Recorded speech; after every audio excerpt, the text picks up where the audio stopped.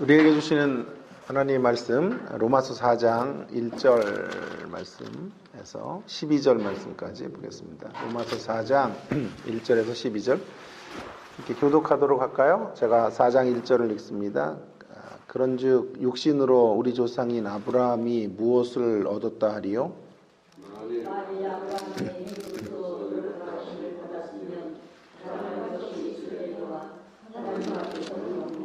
성경이 무엇을 말하느냐? 아브라함이 하나님을 믿음에 그것이 그에게 의로 여겨진 바 되었느니라.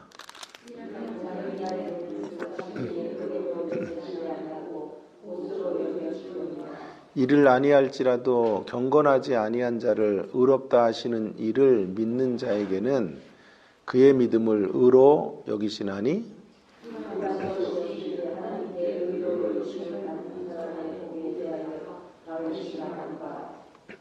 불법이 사함을 받고 죄가 가리워짐을 받은 사람들은 복이 있고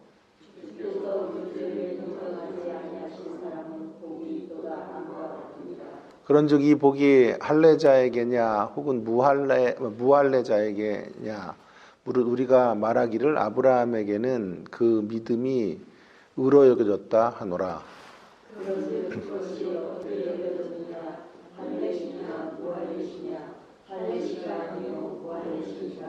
그가 할례의 표를 받은 것은 무할례 시에 믿음으로 된 의를 인친 것이니 이는 무할례자로서 믿는 모든 자의 조상이 되어 그들도 의로 여기심을 얻게 하려 하심이라.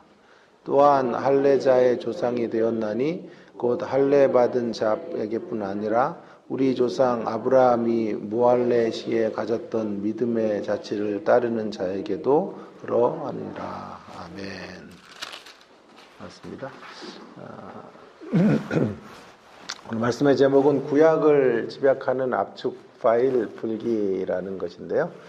여러분, 압축 파일이라고 하는 것은 뭐죠? 여러 가지 데이터 파일들을 하나의 파일로 묶어가지고 다니거나 보관하기 쉽게 이렇게 만드는 것을 의미하죠.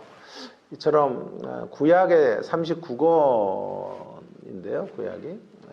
그래서 이 39권의 구약을 하나의 압축 파일로 좀 만들 수 있을 것 같다는 생각을 해보게 되었습니다. 오늘 본문이 바로 그런 이야기죠. 방대한 구약을 압축 파일로 이렇게 담아 놓고 있는 내용이 오늘 본문에 이제 소개되어져 있습니다. 그것이 무엇인지를 좀 생각하고 그에 따른 교훈들을 좀 나누어 보는 시간을 가져보겠습니다. 오늘 우리가 읽은 본문에서 계속해서 성경은 이렇게 의롭게 하는 믿음 혹은 믿음의 법에 대하여 신뢰를 들고 있죠. 율법의 행위가 아닌 믿음으로. 그래서 이렇게 강조하는 이유가 뭘까요? 1장 16절과 17절에 이미 언급을 했지요.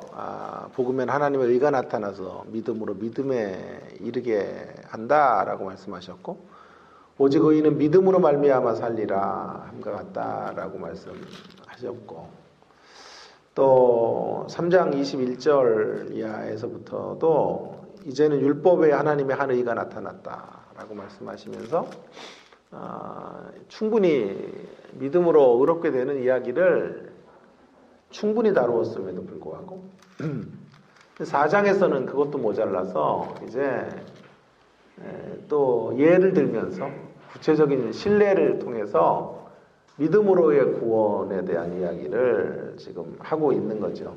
한 두 가지 때문에 이것이 강조되는 행위에 따른 구원이 아닌 믿음으로의 구원을 강조하는 이유가 한 두 가지 정도가 있는데요. 이유가 첫째로는 그가 뼈저리게 경험한 거예요. 사도 바울이 그가 유대교에 있을 때 그리스도를 만나기 전에 율법의 행위를 따라서 그는 하나님 앞에 인정을 받으려고 했던 사람이었죠. 다메섹에서 그리스도를 만나 인식론적 대전환이 이루어지게 됩니다. 그리고 깊이 경험하게 되죠. 자신의 공로 가지고 하나님 앞에 설 수 없다. 자신의 의의를 가지고는 하나님 앞으로 나아갈 수 없다라고 하는 것을 깨닫게 됩니다. 오직 믿음으로 하나님의 의의 복음을 받아들이는 것, 율법으로가 아니라 행위로가 아니라 오직 믿음으로 하나님의 의를 받아들일 때에만 구원에 이를 수 있다라고 하는 것을 뼈저리게 공감하고 깨닫게 되고 체험하게 됐기 때문에 이 사실을 끝없이 강조하고 있는 것입니다. 두 번째로는요, 두 번째 이유는 율법의 행위가 아닌 믿음의 법으로를 이렇게 강조하는 두 번째 이유가 있다면, 이유는 로마 교회의 일치와 화해를 위해서 그런 것이다, 이렇게 말씀드릴 수 있어요.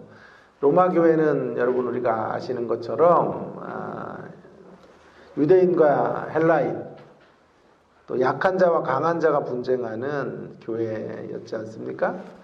그런 교회가 하나가 되는 토대가 믿음이어야 한다라고 하는 거죠. 믿음의 토대 위에서 하나가 될 수 있음을 지금 이야기하려고 하는 것이죠.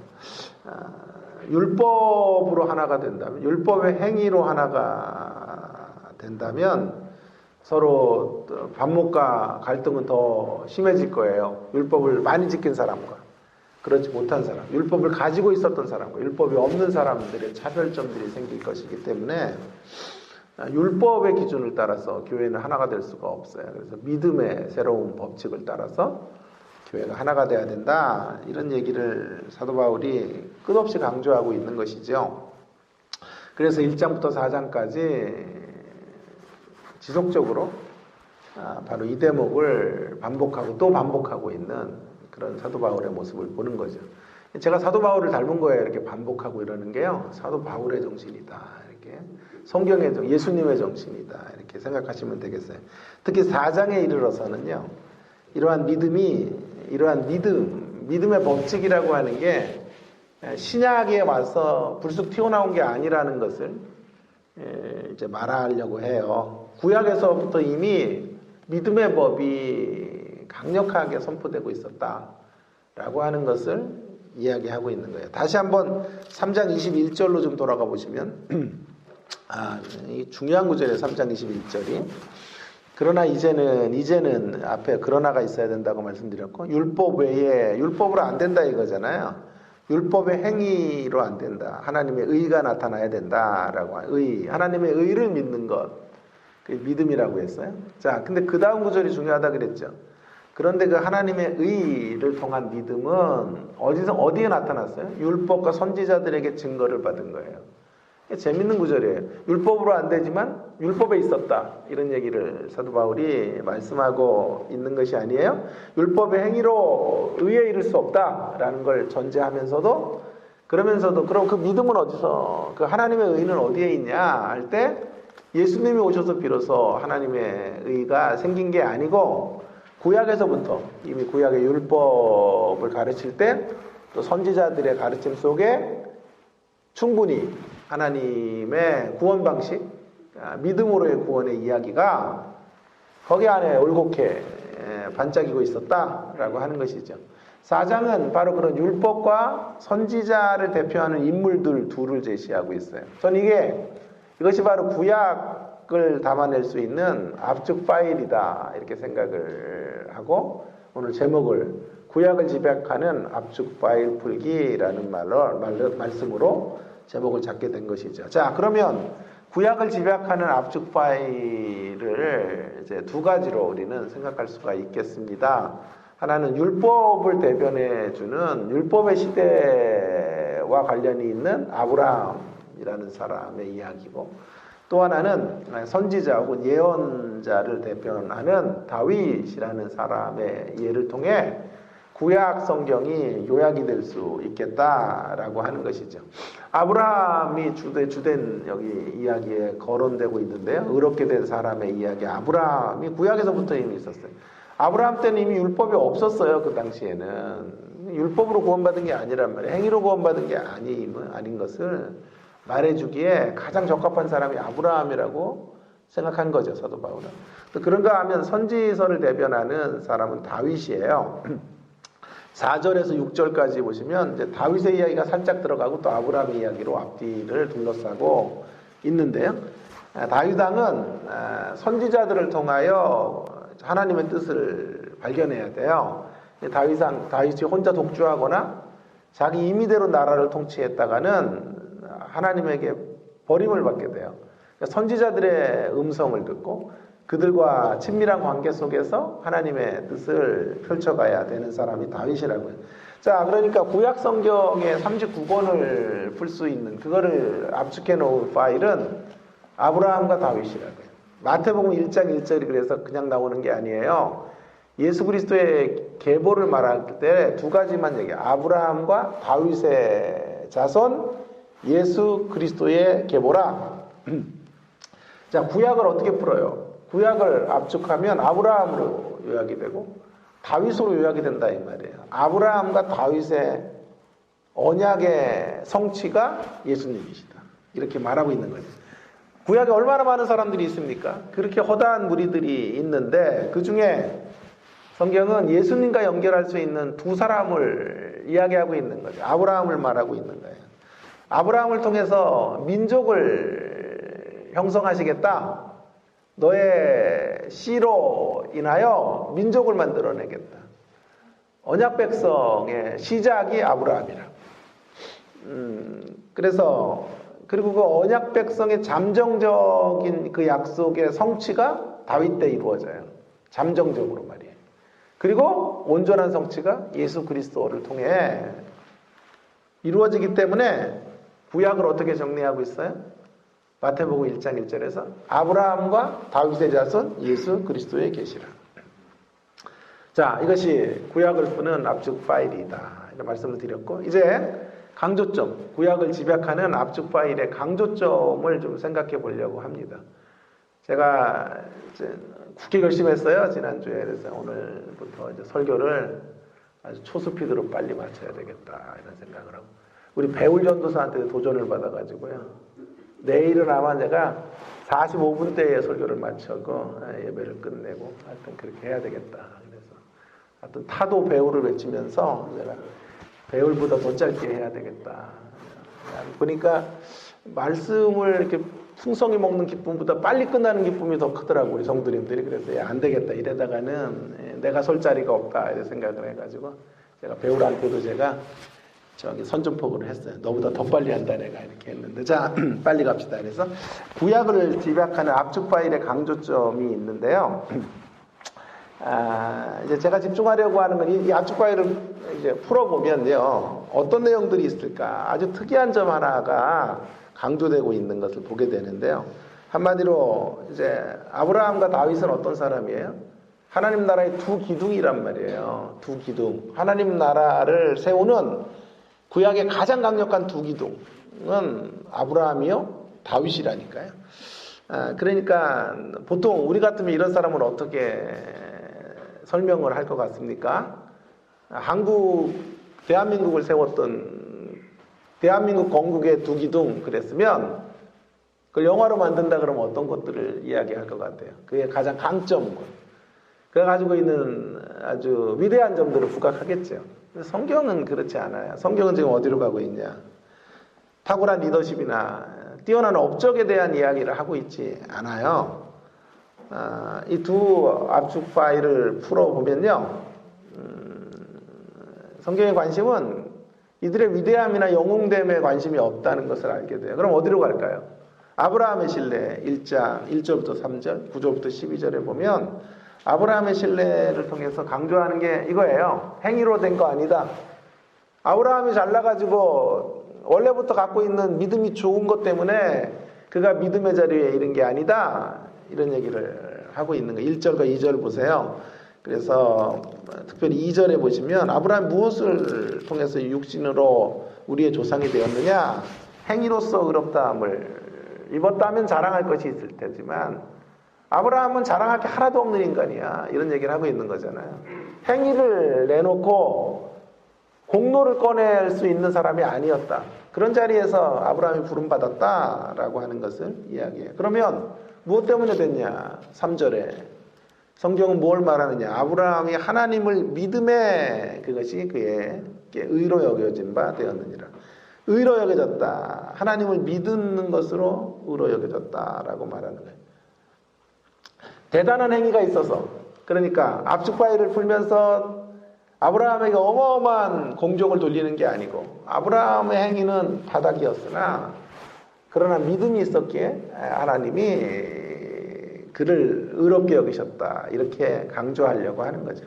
자, 뒷부분에서는 9절 이하에서는요, 행위가 아니라면 그럼 아브라함이 할례를 받았으니까 할례로 인해서 규례를 지키는 것을 통해서, 이스라엘의 규례를 통해서 의롭게 된 것이 아니냐, 이런 질문이 생길 수가 있는데요.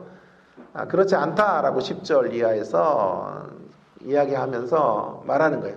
아브라함이 할례 시에 의롭다고 된 게 아니라 무할례 시, 할례가 없을 때에 의롭다함을 받게 되었다라는 것을 이야기하고 있는 거예요. 사실 창세기로 가보면 할례를 받았던 장이 17장이에요. 창세기 17장. 근데 아브라함이 의롭게 여겨짐을 받았던 자리는 15장 6절이에요. 15장 6절에, 창세기 15장 6절에 아브라함이 여호와를 믿으니 여호와께서 이를 그의 의로 여기시고, 그러니까 보세요. 아브라함 때는 율법이 없었고 체계적인 이스라엘의 규례인 할례가 있긴 했으나 할례 이전에 아브라함이 의롭게 되었다라는 것을 강조하는 거예요. 11절에 나오는 거예요. 그래서 무할례 시에 믿음으로 된 의, 무할례 시, 그가 할례의 표를 받은 것은 무할례 시에 믿음으로 된 의를 인친 것일 뿐이다. 그러니 할례로 인해서 구원받은 게 아니고, 할례가 없을 때 그는 하나님의 백성으로 부름받았어요. 그래서 아브라함은 어떻게 돼요? 우리 같은 무할례자들의 조상이 될 수 있고, 또 나중에 할례를 받으니까 할례 받은 자들의 조상이 될 수 있는 거예요. 이런 의미에서 영적으로 아브라함은 믿음의 조상이라는 칭호를 받게 되는 것입니다. 믿음으로 됐다. 그의 잘남으로 된 게 아니다. 하나님 나라의 1등 공신 아브라함, 그가 그의 위대함으로 하나님 앞에 쓴 것 아니다 라고 하는 걸 강조하고 있는 거죠. 여기 오해가 없기를 바랍니다. 그러면 믿음으로 되었다라고 하는 것도 믿음이 좋아서 되었다 이렇게 생각하면 아니에요. 그건 틀린 생각이에요. 그러면 믿음이 좋았기 때문에 의를 주면 교환한 거잖아요. 그의 믿음을 가져와서 상급으로 준 거란 말이에요. 일종의 거래거든요. 그렇게 되면 믿음은 행위가 돼버려요. 믿음으로 구원이 그렇게 되면 행위가 돼요. 말은 믿음이라고 말하지만 믿음이 좋아서 된 거다 그러면 그것이 행위가 되는 꼴이 되는 거죠. 그럼 무슨 얘기를 하는 거예요? 여기 믿음으로 의롭게 여겼다. 의롭게 여김을 받았다라는 말은 이런 말이죠. 믿음이 과분한 하나님의 의가 죄인들에게 돌려지는 통로가 되었다는 뜻이에요. 믿음이 통로가 되어 과분한 하나님의 의가 죄인들에게 이제 돌려지게 된 거예요. 죄인들에게 전가된 거예요. 믿음이 통로가 돼요. 믿음이 통로가 되었다. 믿음이 조건이 됐다는 뜻이 아니에요. 조건은 하나님의 은혜. 우리가 믿음의 자리에로 나가게 된 가장 강력한 조건 하나님의 은혜인데, 그 은혜의 송수관이 믿음이었다라고 하는 것을 이야기함으로써 믿음을 통로로 삼아서 턱없이 부족한 사람에게 과분한 의가 주어지게 된 것을 강조하고 있는 거예요. 그래서 여기서의 강조는 아브라함 믿음 좋아서 됐구나가 아니라 그 사람 믿음 좋은 사람이야 할 때 그 믿음으로 된 것이 아니고요. 하나님의 은혜를 이어가는 은혜의 파이프라인이 되었던 믿음이라는 통로를 통해 의를 얻게 된 거예요. 그래서 턱없이 부족한 사람에게 과분한 의가 주어졌다라는 것을 강조하고 있는 거예요. 자, 그러면서 6절부터 8절에 가면 이제 살짝 아브라함의 이야기를 하나의 예시로 또 들면서 그러면서 다윗의 이야기를 또 거론하고 있어요. 아브라함의 이야기를 상업적 비유 하나로 연결해 가요. 그러면서 이렇게 말해요. 어떤 사람이 일을 했는데 그 일한 사람에게 주는 거 월급을 준단 말이에요. 이거는 선물이에요? 보수예요? 보수죠. 열심히 땀 흘린 사람에게 그 대가를 지불해 주는 건 보수를 주는 거지 선물을 주는 게 아니란 말이에요. 아브라함이 보수를 받은 게 아니에요. 아브라함에게 의가 있었다면, 아브라함에게 믿음이 조음이 있었다면 그것은 선물이 아니라 삭시될 거예요. 삭. 믿음은 선물이지 보수가 아니에요. 그런 이야기를 지금 4절부터 하는 거예요. 일하는 자에게는 그 삭시 은혜로 여겨지지 아니하고 보수로 여겨지거니와. 근데 아무런 일도 하지 않았는데 주어졌다면 그것은 은혜인 거죠. 그래서 의롭다함을 입은 자들은 그래서 그의 공로로, 그의 자격으로, 그의 경건함으로 이루어진 게 아니라는 거예요. 그러면서 6절에 보면 이제 다윗을 거론해요. 일한 것이 없이 하나님의 의로 여기심을 받은 사람의 복에 대하여 다윗이 말하기를. 다윗은 이제 그 이야기를 어떻게 말해요? 다윗은 또 구약의 또 하나의 기둥인 다윗을 어떻게 이야기합니다. 다윗의 신뢰를 통해 다윗은 불법이 사함을 받고 죄가 가리워짐을 받은 사람이 복이 있다. 주께서 그 죄를 인정하지 아니하실 사람은 복이 있다. 칭의라는 건 의롭게 인정해 주는 거거든요. 그런데 그 칭의에 대한 의롭게 여겨주신 3절에 보면 의로 여겨주신 바 된 구절과 8절에 그의 죄를 인정하지 아니하실 사람은 같은 표현이에요. 그러나 하나는 부정문으로 하나는 긍정문으로 쓴 건데, 자, 죄가 사함을 받고 가리워짐을 받은 사람, 그래서 인정을 받은 사람, 죄에도 불구하고 인정받은 사람 복이 있다. 어떤 사건을 두고 다윗이 얘기하는 걸까요? 밧세바 사건 같은 걸 통해서 죄를 지었음에도 그 죄를 덮어주시고 다윗과 함께 하셨던 하나님에 대한 이야기를 다윗이 하고 있는 거예요. 결국 이야기하는 게 뭐죠? 이 두 가지 신뢰를 통해 하나님 나라의 기둥과 같은 두 사람, 다윗과 아브라함과 다윗, 아브라함을 통해 민족이 세워지고 언약이 시작되고 그 언약의 만개가 구약의 잠정적으로 다윗에게 이루어지기 때문에 구약을 푸는 압축 파일이 아브라함과 다윗인데, 그들을 강조하는 특이점이 뭐예요? 그들의 영웅됨이 아니라 뭘 강조한다고요? 그들의 공로로 된 거 아니고, 그들의 의로움으로 된 것이 아니라, 그들의 반듯함으로 된 것이 아니라 은혜로 됐고 덧입혀진 의로 된 거예요.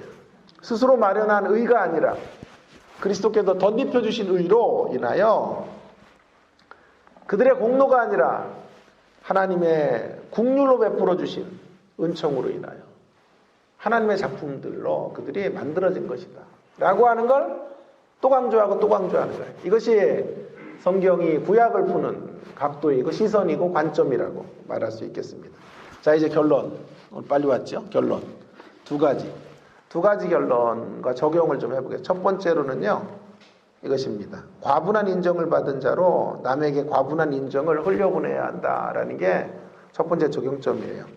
구약을 대표하는 아브라함과 다윗의 신뢰처럼 우리 모두는 과분한 인정을 받은 사람들이에요. 우리의 반듯함으로 의롭게 된 것이 아닙니다.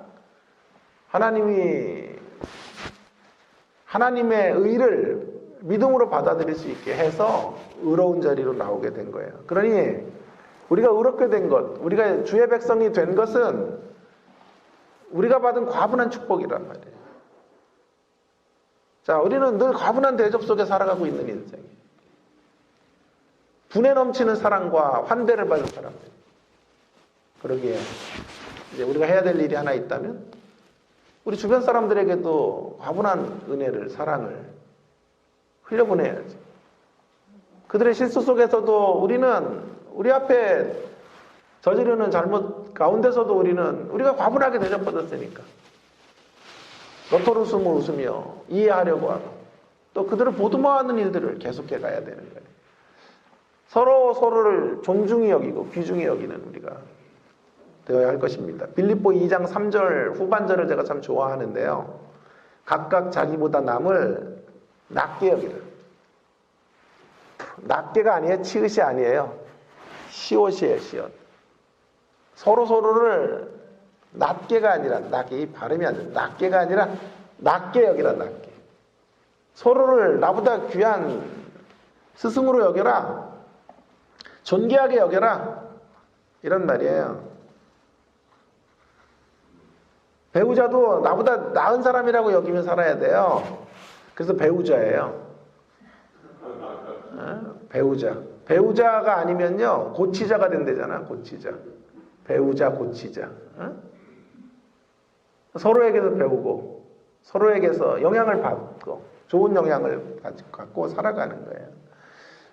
서로를 존귀하게 여기며, 주변 사람들은, 하나님 우리 가운데 주신 주변 분들은요, 모두 나를 깨우는, 나의 한 부분의 어둠을 깨우는 촛불들이에요. 옆에 계신 분한테 촛불로 소개해 주셔서 감사합니다. 그렇게 인사하지 맙시다. 자, 그래서 어쨌든 나의 어둠을 밝히는 한 자락의 촛불. 예? 내가 가지고 있지 못한 한 대목을 가지고 있는 분들, 그런 분들이 여러분들이에요. 우리 서로가 바로 그런 존재이고, 그런 존재로 내 아내가 있고, 내 남편이 있고, 사랑하는 자녀들도 그런 존재이고, 교회 안에 지체들도 전부 그런 관계로 하나님께서 우리를 엮어주셨다. 우리가 하나님의 의로 대접받았듯이, 과분한 대접을 받았듯이 우리도 과분하게 줘. 그래서 상대가 우리를 보면서 저를 왜 이렇게 사랑해 주세요? 저에게 왜 이렇게 과분한 은혜를 흘려주세요? 그때 우리가 속으로 대답해야 돼요. 제가 그런 은혜를 먼저 받았거든요. 주님께 받은 은혜, 통로로서 제가 쓰임받고 있는 것뿐입니다. 라고 말할 수 있는 저와 여러분이 되기를 주의 이름으로 축원합니다. 또 한 가지 두 번째 적용은요, 겸손과 다시 일어설 수 있는 희망을 품고 나아가야 한다. 여러분, 믿음이라고 하는 게 나의 행위와 공로에 근거하지 않기 때문에 겸손해야 돼요. 내가 자랑할 게 없다고. 여기 시작을 그렇게 했어요. 그래서 4장의 시작점에서 2절에 보세요. 행위로서 의롭다함을 받았다면 자랑할 것이 있으려니와 하나님 앞에서는 없느니라. 자랑이 없어요. 자랑이. 겸손밖에 없어요. 왜냐하면 우리됨으로 이루어진 게 아니기 때문에, 우리의 반듯함으로 이루어진 역사가 아니기 때문에 우리는 한없이 겸손한 거예요. 우리가 누리고 있는 것들이 아무리 대단해도 우리를 낮출 수밖에 없어요. 내가 얻은 것이 그분이 베풀어 주셔서 갖게 된 거지, 내 실력으로 갖게 된 것이 아니기 때문에 우리는 겸손을 가질 수밖에 없고요. 또 한 가지, 또한 믿음의 법칙은 언제든지 우리로 하여금 일어설 수 있는 희망을 줘요. 우리가 바닥을 칠 때도 일어설 수 있는 희망이 있는 게 왜요? 우리가 오늘 살아온 날들이 내가 갖고 있는 반듯할 때 인정받았던 것으로, 내 의로 인한 대접으로 여기 서 있는 게 아니기 때문에 그래요. 내 의를 인정하셔서 시작된 것이 아니고요, 우리가 죄인 되었을 때부터 하나님의 의가, 하나님의 구원의 역사가 펼쳐졌기 때문에 우리가 바닥을 쳐도요, 곤고한 날들을 지나간다고 해도 그 죄악됨의 자리에서도 우리는, 사람은 우리를 향해서 손가락질할지 몰라도 우리 하나님은 그런 우리를 붙잡으셔서 일으키시고 세우시고 그런 우리를 통하여 일하실 수 있고, 우리의 죄악에도 불구하고 주님은 언제나 우리 곁에서 우리와 함께 하신다라고 하는 것을 우리가 믿음의 눈으로 바라보시며 다시 일어설 수 있는 희망의 날개짓을 할 수 있는 저와 여러분이 되기를 간절히 바랍니다. 마가복음 9장 이야기 잠깐 하고 오늘 진짜 기도로 들어가겠습니다. 마가복음 9장 14절에서 29절에 보면 귀신 들린 아이를 부모가 데려와요. 아버지가 못 고쳐요, 제자들이. 그래서 예수님에게 데려가지. 예수님 고쳐주시자. 사건이 다 끝나고 제자들이 물어요. 주님, 왜 우리는 안 됐습니까? 네? 주님만 되고 우리는 왜 안 됩니까? 그랬더니 주님 뭐라 그랬어요? 9장 29절에 유명한 말이에요. 기도 외에는 이런 종류가 나갈 수 없느니라. 기도 외에는 이 방법이 없다라고 말씀하고 계신다. 기도의 중요성.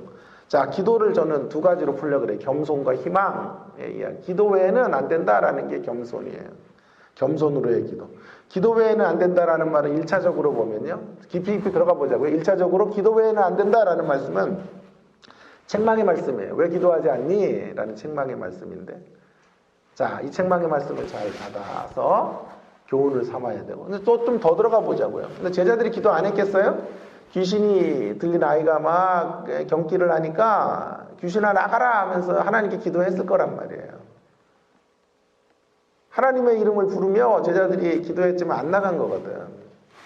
그죠? 그래서 막 주님의 이름으로 귀신아 나가라 그랬더니 귀신이 뭐라 그래요? 싫은데 그러고 안 나가는 거예요. 자, 여기서 우리에게 주는 메시지가 있죠. 결국 뭐죠? 우리의 치열함 가지고 이기는 게 아니에요. 현장에서의 치열함 가지고 이기는 거 아니에요. 일상에서의 치열해야 이겨요. 축구는 전쟁이에요. 축구 같은 경기 보세요. 전쟁이에요. 거기선 다 치열해요. 상대팀도 치열하고 나도 치열하다고. 목숨을 걸고 싸우자. 상대도 똑같이 감독이 얘기해요. 너희들 목숨 걸고 싸워라. 정신력 가지고 싸우자. 상대도 정신력 가지고 싸운다고. 현장에서, 사역의 현장에서 치열한 것 갖고 안 돼요. 경기장에서 치열한 것으로 못 이겨요. 어디서 치열해야 될까요? 연습장에서 치열해야 이기는 거예요. 일상에서 치열하게 살아요. 그러니까 제자들이 귀신 들린 사람 앞에서 거기서 치열하게 귀신을 쫓아내려고 한다고 이기는 거 아니고요. 일상에서 깊은 기도가 있어야, 그 기도가 축적이 돼야 귀신아 나가라 그럴 때 귀신이 나가는 거란 말이에요. 어느 신학학자, 세계적인 신학학자예요. 귀신 쫓아나는 이야기도 하시고 성경 가운데 얘기하니까 한 신학생이 갔대잖아요. 저희 교회에 귀신 들린 사람 좀 쫓아내야 되는데 안 됩니다. 교수님 좀 가셔서 좀 그렇게 성경을 잘하시는 교수님 좀 해달라 그랬더니 아니 나는 귀신을 못 쫓아. 귀신 쫓는 법은 알아도 나는 못 쫓아. 귀신을 쫓으려면 어느 A 목사님 아주 능력이 좋으시니 그분에게 가봐 그랬대잖아요. 그게 신학자들의 그 꼴이에요. 성경에 대하여 알지만 성경의 능력을, 하나님 말씀의 능력을 발산하는 사람은 얼마나 작은지 몰라요. 왜요? 일상에서의 치열함이 없기 때문에. 그러면 일상에서의 치열한 기도를 왜 못 드릴까요? 왜 연습장에서 치열하게 못 살까요? 기도의 자리를 왜 못 확보할까요? 확보하지 못하는 이유가 뭘까요? 이유가 있어요. 내 능력과 내 자원으로 살 수 있는 자리에는 기도가 없어요. 내가 내 능력으로 잘할 수 있는 거에서 기도가 나오지 않지요. 내 실력으로 펼쳐갈 수 있다고 생각하는 자리에 기도가 없다고요. 제가 교수생활 22년 차인데요. 지금 40이라 그랬잖아요. 제가 40이니까. 18에 제가 교수생활 시작했어요. 그래가지고 40살 됐죠. 몇 번에서 웃지도 않아요. 자, 그런데 교수생활 첫 번째 강의할 때가 기억나요. 온 집안에다 기도 부탁을 하고 우리 부모님은 금식하셨어요. 첫 강의하는 날 하도 떨려가지고 신학생들 앞에 쓴다는 그 경건한 마음으로 가서 기도. 끝났는데 막 전화가 빗발쳐요. 어떻게 됐냐고, 강의가 어떻게 됐냐고. 대박 났다고 내가 막 했더니 할렐루야를 외치고 막 친척들하고 난리가 났어요. 22년 차 된 지금은 강의할 때 막 기도 세게 하고 갈까요? 여러분의 판단에 맡길게요. 강의 노하우가 쌓이니까요. 강의 노하우가 쌓이는 만큼 내 실력으로 꾸려갈 수 있는 대목만큼 기도가 빠져요. 하나님을 향한 의존이 빠져요. 그래서 부부싸움 대판하고 가서도요. 강의가 더 좋아. 학생들이 오늘 은혜 받았다 그런 날은 꼭 부부싸움 하고 간 날은 더 좋아 강의가. 큰일 났네. 이래도 안 웃고 저래도 안 웃고. 자, 그래서 왜요? 내 실력이 그만큼 쌓여 있는 거예요. 내 노하우가 쌓여 있는 거예요. 여러분, 기도는 어떻게 만들 수 있을까요? 기도한다는 게 뭔가? 겸손해야 기도해요. 하나님, 내 능력으로 살 수 없어요. 내 실력으로 살 수 없어요. 여전히 22년 차 됐지만 여전히 내 강의 기술로는 학생들을 가르칠 수 없습니다. 주님 도와주십시오 할 때 기도가 나오는 거예요. 겸손히 기도해요. 겸손히. 그런가 하면 또 한 가지. 기도 외에는 이런 이유가 없다. 이런 종류가 나갈 수 없다. 이런 종류의 능력이 나갈 수 없다는 말은 책망 중에 나온 말씀이지만 여기에서 우리는 희망을 봐요. 기도하면 된다는 거예요. 기도로 돌았으면 된다는 거예요. 우리의 복잡한 실타래 같은 인생의 문제, 기도로 풀 수 있다. 하나님을 절박하게 의존하는 사람들, 그 사람이 가정 안에 한 사람만이라도 있으면 우리 친인척 가운데 하나님을 절박하게 바라보는 단 한 사람만이라도 있으면, 우리 공동체 안에 그렇게 교회를 향해 기도하는 단 한 사람이라도 있다면, 하나님 기도 외에는 이런 이유가 없다고 하셨으니 그 단 한 사람의 기도를 통해서라도 우리 가정을 새롭게 하시고 우리 친인척들을 다시 살리시고 우리 공동체를 힘있게 일어서게 하실 줄 믿습니다. 우리의 불의함에도 불구하고 의롭게 여겨주시는 주님 앞에 인간적인 자랑을 버리고 인간적인 의존들을 내려놓고 한없이 겸손한 자로 서십시다. 겸손한 자는 기도하는 자예요. 또한 그 어떤 경우에도 하나님을 바라보면 아직도 희망이 있다는 사실을 생각하시고 희망을 붙잡고 기도하면 되는구나 라는 이 단순한 사실을 확신하시고 기도의 자리를 확보하시는 저와 여러분 모두가 되기를 주의 이름으로 축원합니다. 동성으로 함께 같이 기도하겠습니다. 오늘 주신 말씀을 기억하면서 구약을 푸는 압축 파일에 대해서 말씀드렸어요. 아브라함과 다윗에 대한 이야기를 했는데 이 대단한 사람들, 역사상 가장 위대한 구약의 39권을 요약할 수 있는 가장 위대한 사람들이지만 그들의 공로에 대한 언급이 하나도 없어요. 그들의 리더십이나 그들의 위대함에 대한 논의가 하나도 없어요. 그들 모두는 하나님의 은혜 때문에 되어진 사람, 하나님의 작품으로 만들어진 사람들임을 강조함으로써 우리에게 한없이 겸손해야 될 것을 말씀해주고 있고 우리에게 희망을 줘요. 다윗 때문에 기죽을 필요 없고 아브라함 때문에 기죽을 필요 없어요.